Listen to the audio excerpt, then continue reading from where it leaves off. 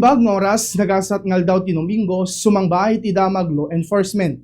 Ita nga lawas intay pagpapatangan iti Ordinance number 09 wenno ti Electric Vehicle Use and Regulation Ordinance of Vigan City. Iti agdama adon dagiti agar-aramat iti e-bike, e-scooter, e-trike ken dadto mapay nga electric vehicles. Nagbalin nga popular daytoy gaputan na lakang usaren basit ti gastos iti enerhiya ken makatulong iti panakababasit ti polusyon iti angin.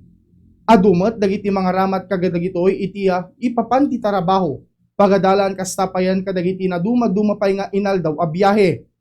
No pay kasta iti panagado dagiti electric vehicles at adamet nga dumakdakkel dagiti karit iti kalsada at dagiti aksidente nga mapasamak iti panagmaneho nga awan ti umno nga disiplina, overloading, panagaramat ti cellphone bayat ti panagmaneho, kansan nga panakaisuro dagiti gusto nga paglintagan nga masapul ko mga aramiden.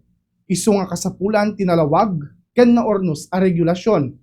Ti ordinansa kansan nga napataod amang parigat kadagiti agar-aramat ti electric vehicles no dikat sa lakniban na ti biag ken kinatalged dagiti motorista, pasahero ken uray pay dagiti agdaldalyasat iti kalsada.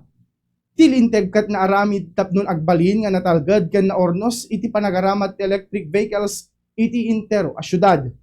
Ti Ordinance number 09 wenno ti Electric Vehicle Use and Regulation Ordinance of Vigan City ket ordinansa nga sakupan na dagiti amin nga naduma-duma nga klase ti electric vehicles.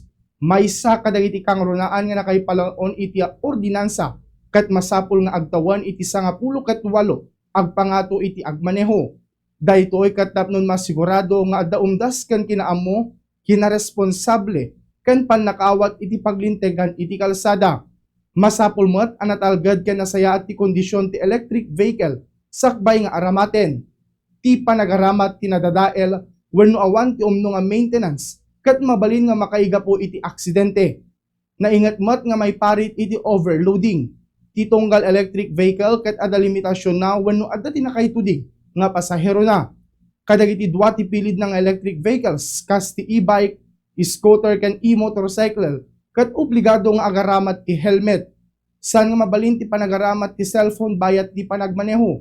May sapay nga pakaigapuan ti aksidente iti kalsada ket ti kinakurang iti focus. Naingat nga may parit iti reckless driving. Masapul nga nalinteg ti panagmaneho agtulnog iti special limit wenno speed limit, traffic signs ken saan ngagmaneho no day ti impluwensya ti arak. No may panggap kadagiti parking area ti e-vehicles iti syudad ti Vigan ket adda dagiti masapul asurutan kas ti gusto maganad. Dagiti two-wheeled electric vehicles ket masapul nga agparking laeng kadagiti parking area para kadagiti motorsiklo. Dagiti mat three-wheeled electric vehicles ket agparking met laeng para kadagiti pribado nga tricycle parking areas. Kayat nasaon may parit kadagiti parking area dagiti agpaspasada. Dagiti four-wheeled electric vehicles ken large e-trikes ket masapul nga agparking kadagiti parking slots para iti four-wheeled vehicle. San nga mabalin nga agparking kadagiti pedestrian lane iti nagtindem nga metro manipod iti intersection, pribado nga driveway, sangwanan ti fire station, police station ken hospital.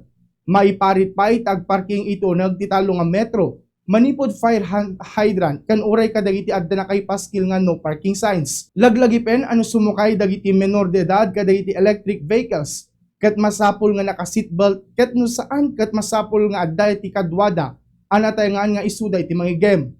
Sa sino man ti aglabsing iti ordinansa ket mabalin nga agmulta iti 200 pesos iti first offense, 500 pesos iti second offense ken 1,000 pesos iti third offense. Ti panggap dagiti nga multa ket saan nga panang parigat kadagiti umili no dikat panangil palagip kadakwada nga da iti responsibilidad da. Ti tunggal motorista nga suroten ti linteg, ti kinatalged iti kalsada ket responsibilidad ti tunggal maysa. Ti ordinansa ket naisagana tapnon agserbi nga pambalagip kadagiti amin nga agar-aramat ti electric vehicles nga agannad ken sumurot iti paglintegan.